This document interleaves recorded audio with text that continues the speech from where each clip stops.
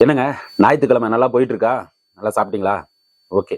ஏன்னா எதுக்கு இந்த உபசரிப்போட கேட்கிறேன் அப்படின்னா, தமிழர்களோட மிக முக்கியமான பண்புல வந்தோரை வாழ வைக்கிறதும், அதே சமயத்துல சாப்பிட்டீங்களா அப்படின்னு கேட்கறதும் ஒரு மாண்புங்க. இதுதாங்க தமிழர்கிட்டயே ஏன் உலக அளவில் இந்த தமிழர்களோட இந்த மாண்பு அனைவரையும் அது பாராட்டிட்டு தான் இருக்கிறாங்க. இப்பவும் பாராட்டிட்டு தான் இருக்கிறாங்க. எப்பவும் பாராட்டுவாங்க. ஏன்னா நம்ம முன்னோர்கள் நாம வந்த வழி அப்படி.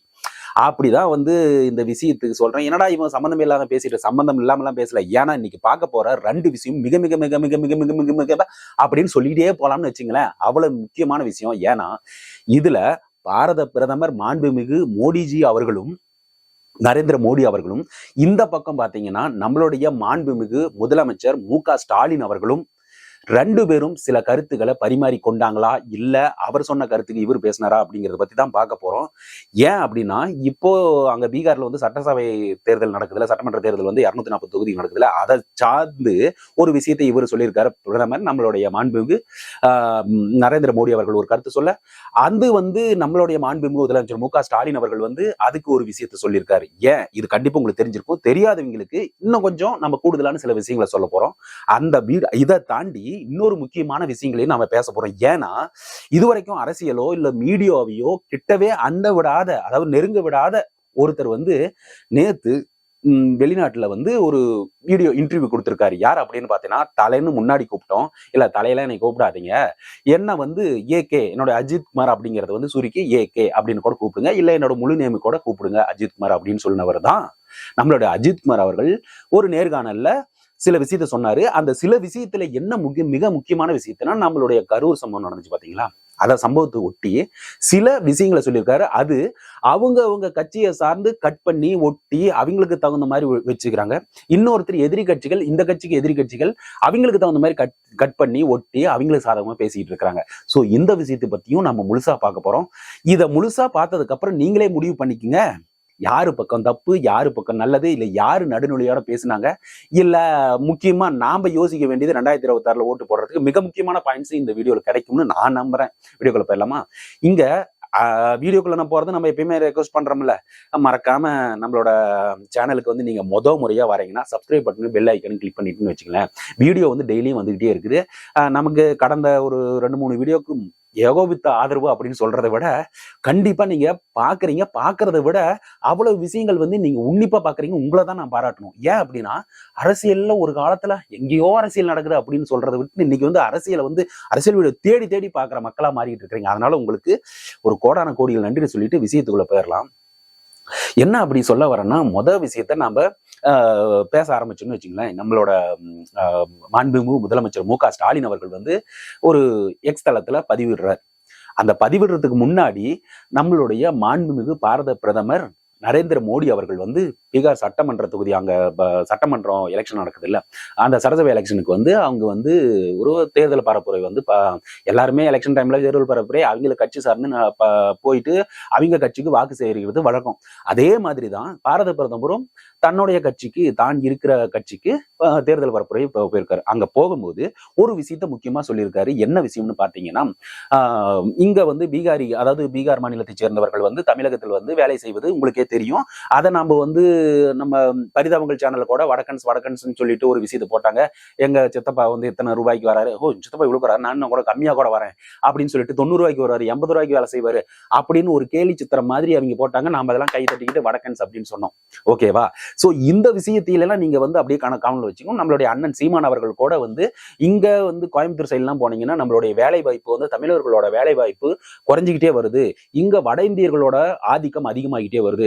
அவர்கள் சமீபத்தில் நடந்த ஒரு தொழிற்சாலையில கூட அங்க ஒரு போலீஸ், அதாவது காவல்துறைக்கு இவங்களுக்கு நடந்ததுல கல் எடுத்து வீசினாங்க. இது மாதிரி விஷயங்கள் நடந்துச்சு. அதையும் கொஞ்சம் ஞாபகத்துல வச்சுக்கோங்க.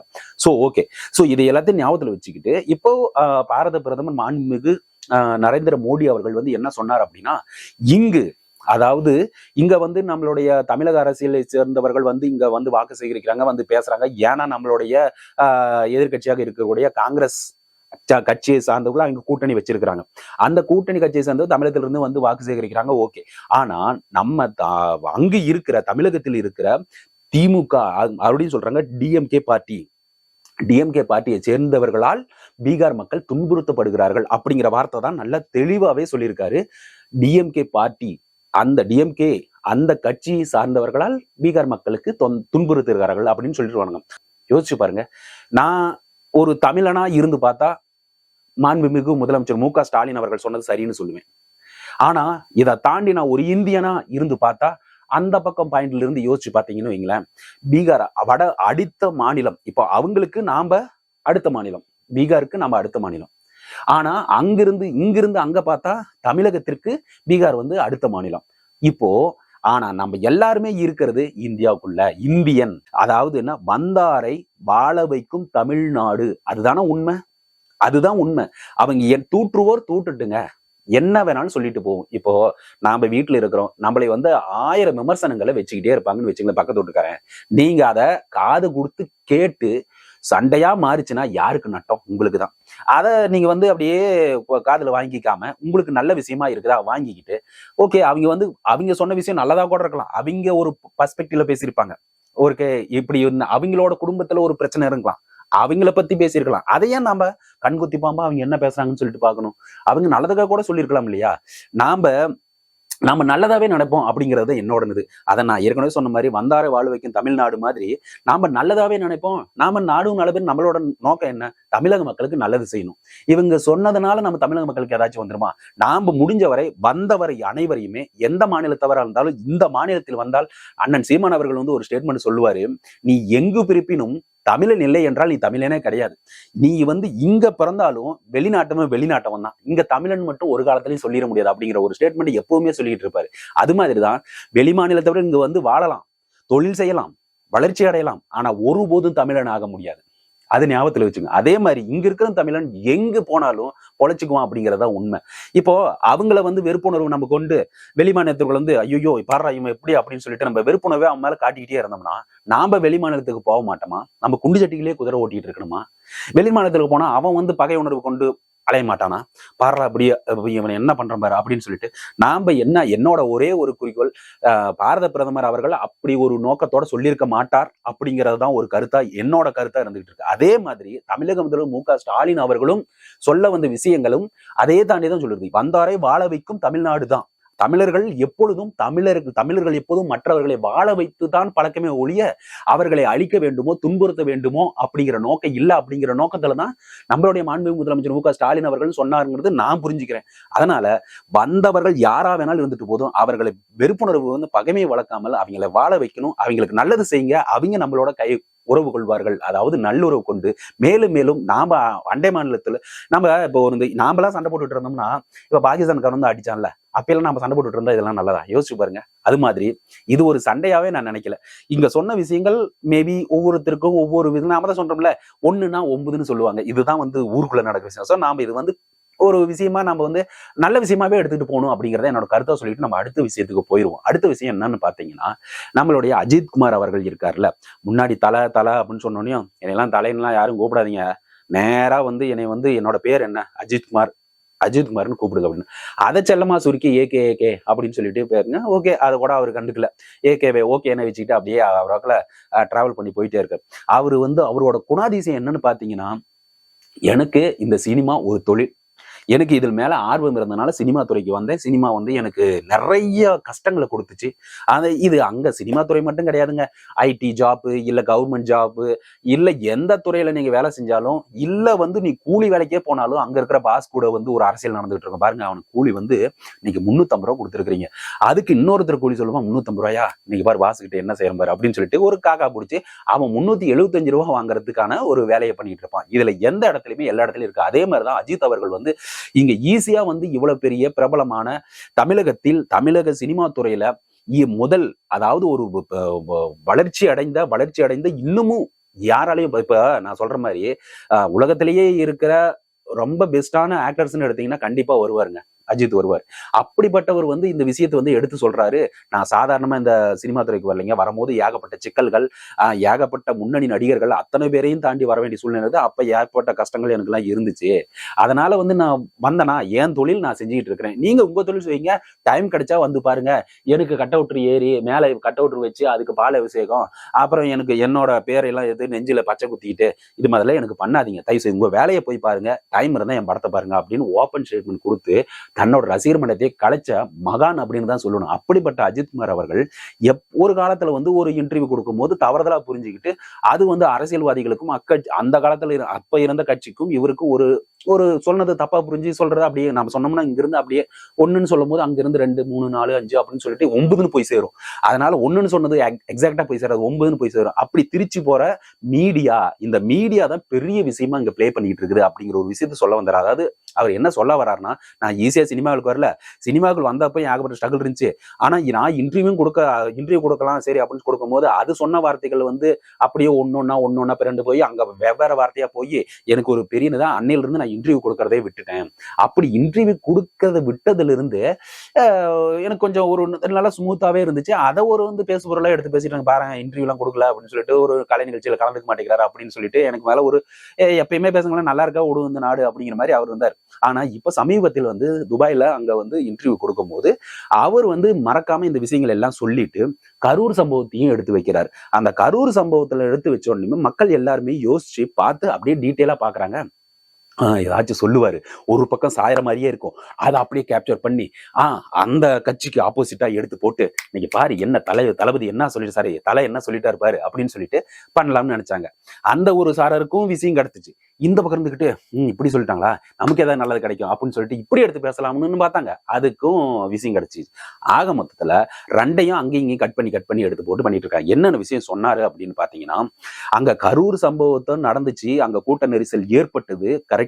ஆனா அது எல்லாத்தையும் கொண்டு போய் ஒருத்தர் மேலேயே திணிக்கிறது வந்து தவறான செயல். அது ஒருவர் மட்டும் காரணம் அல்ல, ஒட்டுமொத்த தமிழக மக்களுக்கும் இதில் பொறுப்பு இருக்குது அப்படின்னு சொல்லியிருக்கா. ஏன் எனக்கும் அந்த பொறுப்பு இருக்குது அப்படின்னு சொல்லிட்டு ஏகே அஜித்குமார் அவர்கள் தெல்ல தெளிவா சொல்லியிருக்காரு. அது கூடவே அதாவது அந்த விஷயத்தை எடுத்துட்டு போய் பாத்தீங்களா, தளபதி பத்தி தளபதிக்கு வந்து ஆதரவா வந்துட்டாரு அப்படின்னு சொல்லிட்டு அவர் வந்து கொஞ்சம் கேர்ஃபுல்லாவே அந்த இன்டர்வியூ கொடுத்தாருன்னு தான் நினைக்கிறேன்.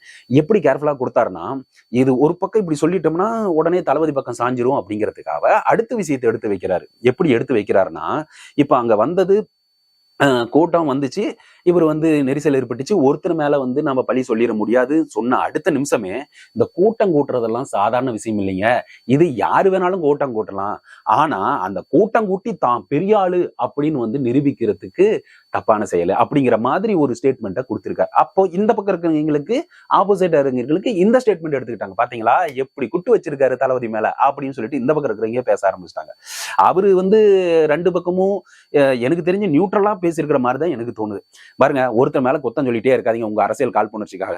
இந்த பக்கம் பாத்தீங்கன்னா வந்து கூட்டம் கூட்டி தான் கெத்துன்னு காட்டாதீங்க, கெத்துன்னு காட்டுறதுக்காக மக்கள் வந்து இவ்வளவு அல்லல் படுற மாதிரி சூழ்நிலை ஏற்படுத்தாதீங்க அப்படின்னு சொல்லி அந்த பக்கம் சொல்லிட்டு இருக்காரு. இதை எல்லாத்தையும் தாண்டி முத்தாய்ப்பா அவர் சொன்ன விஷயங்கள் என்னன்னா, எனக்கு வந்து இவங்க வந்துட்டாங்க அவங்க வந்துட்டாங்க, இவர் அரசியல்வாதி ஆயிட்டார் அப்படிங்கிற பொறாமை குணம் எனக்கு கிடையாது. பொறாமை ஏன் இல்லை அப்படின்னா, எனக்கு அரசியல் பிடிக்கும், ஆனா அரசியல்வாதியாக மாறுவது எனக்கு பிடிக்காது. ஏன் அப்படின்னா, அரசியல்வாதியாக இருப்பது மிகவும் சிரமமான வேலை, அதை அடுத்தடுத்த படிக்கு முன்னேற்றி கொண்டு செல்வது சிரமமான வேலை, அது எனக்கு பிடிக்கல அப்படிங்கிற ஒரு விஷயத்த சொல்லியிருக்காரு. அதை தாண்டி நாம ஒவ்வொருத்தரும் தமிழ் குடிமகனாகவும் சரி, இந்திய குடிமகனா எவனா இருந்தாலும் சரி, அரசியல்வாதி கிட்ட இருந்து நிறைய கொடுப்பாங்க அப்படின்னு சொல்லிட்டு நிறைய எதிர்பார்க்கிறோம். ஆனா நீங்க உங்களோட கடமையை செய்ய மறந்துட்டீங்க அப்படின்னு சொல்றாரு. கடமையை செய்ய மறந்துட்டீங்க அப்படின்னா என்ன, நம்ம உரிமையை பத்தி மட்டும் பேசுறோம். என்ன பேச்சு உரிமை எனது உரிமை, பேச்சு எனது உரிமை, நான் இவனை பத்தி பேசுறதுக்கு எனக்கு உரிமை இருக்குது அப்படின்னு சொல்றோம். கல்வி எனது உரிமை அப்படின்னு உரிமை பத்தி பேசுறோம். ஆனா கடமையை செய்ய தவறிட்டுமே. எப்படின்னு பாத்தீங்கன்னா, ஒரு அரசாங்கம் ஒரு ரூல்ஸ் ஒரு சட்டத்தை ஏற்றுறதுன்னா அந்த சட்டத்தை ஒபே பண்றது ஒவ்வொரு குடிமகனின் கடமை. இப்ப ரோட்ல போறோம், கிரீன் சிக்னல் போட்டிருக்கு, ஓகே கிரீன் சிக்னல் போட்டிருக்கு போலாம், ரெட் சிக்னல் போட்டிருக்கு நிக்கணும். ஆனா நிக்கிறோமா? நிப்பது நமது கடமை, ஆனா நம்ம அதை செய்யறது இல்ல. அந்த எல்லோ லைன் அந்த ஒயிட் லைனை தாண்டி தான் போய் நிற்போம். கடமையை மீறறமா? அதே மாதிரி இங்க கரூர் சம்பவத்துல அரசாங்கம் ஒரு வழிகாட்டுதல் நெறிமுறை, அதாவது ஏற்கனவே இருக்கிறது இந்த டைமுக்கு மட்டும்தான் வரணும் அப்படின்ட்டு. ஆனா அவங்க சொன்ன டைமுக்கு வந்து ஓகே தளபதி பார்க்கணும் அப்படின்னு சொல்லிட்டு வேகமா வந்தீங்க பாத்தீங்களா, இது மக்களோட தப்பு இல்லையா அப்படின்னு சொல்லிட்டு ஒரு விஷயத்தை அவர் கடமை, அதாவது ஒரு வழிகாட்டு நெறிமுறை ஒண்ணு இருக்குது, அதை நாம ஃபாலோ பண்றது நம்மளோட கடமை. அந்த கடமையை செய்ய மறந்துட்டுமே ஐயா அப்படிங்கிற விஷயத்த அவர் தெளிவாக சொல்லியிருக்காரு. இதுதான் எனக்கு புரிஞ்சது. உரிமையை கேட்கிற நீ கடமையை செய்ய மறுப்பது ஏன் அப்படிங்கிற ஒரு கேள்வி கேட்டிருக்காரு. இந்த கேள்வியெல்லாம் நீங்க என்னவா நினைக்கிறீங்க? உண்மையிலுமே எனக்கு சொரக்குன்னு சுடுதுங்க. உங்களுக்கு சுடுதா? உங்களுக்கு சுடுதுன்னா உண்மையிலுமே இந்த நிமிஷத்துல இருந்து நாம கடமை ஆற்ற பயணப்படணும். ஏன் அப்படின்னா நாம 2026 நல்ல நல்ல தலைவரை செலக்ட் பண்ணணும் இல்லையா? அவரு இன்டர்வியூ கொடுத்துட்டு ஓகே இதுதான்ப்பா விஷயம், நான் யாரு பக்கமும் இல்லை, எனக்கு அரசியல்வாதியும் பிடிக்காது, எனக்கு அரசியல்ல வந்து இவ்வளவு கஷ்டமான ஜாப் இருக்கு, அது கஷ்டமான ஜாப் இருக்கு, அதை என்னால மேனேஜ் பண்ண முடியாது அப்படின்னு சொல்லிட்டு நீ வரையா படம் பாக்குறியா என்ஜாய் பண்ணிட்டு போயிட்டே இரு அப்படிங்கிற தெளிவா சொல்லிட்டு அவர் அப்ப என்ன அஜித் அப்படி இருந்தாரோ அதே மாதிரி இருந்தாரு. இப்பவும் யாரு பக்கம் சாயாத அஜிதாவே இருந்துட்டு அவர் இன்டர்வியூ கொடுத்துருப்பாங்க. நாம சிந்திக்கணும் மக்களே. 2026 நாம வந்து அரசியல் ஒவ்வொரு நாளும் படிச்சுக்கிட்டே இருக்கிறோம், வருவாங்க சொல்லுவாங்க போவாங்க, ஆனா சிந்திச்சு ஓட்டு போட்டு 2000 ஒரு நல்ல தலைவனை தேர்ந்தெடுக்கணும் அப்படின்னு சொல்லிட்டு இந்த வீடியோ இதோட முடிச்சுக்கிறேன். மறக்காம இந்த வீடியோ ஃபுல்லா பாத்தீங்கன்னா லைக்கும் ஷேரும் கொடுத்தீங்கன்னா பல பேர் சென்றடையும். மறக்காம அந்த சப்ஸ்கிரைப் பட்டனும் பெல் ஐக்கனும் கிளிக் பண்ணினீங்களேன், வீடியோ தினமும் வந்துகிட்டே இருக்குது, உங்க பார்வைக்கு வரும்னு சொல்லிட்டு விடைபெறுகிறேன். நன்றி, வணக்கம்.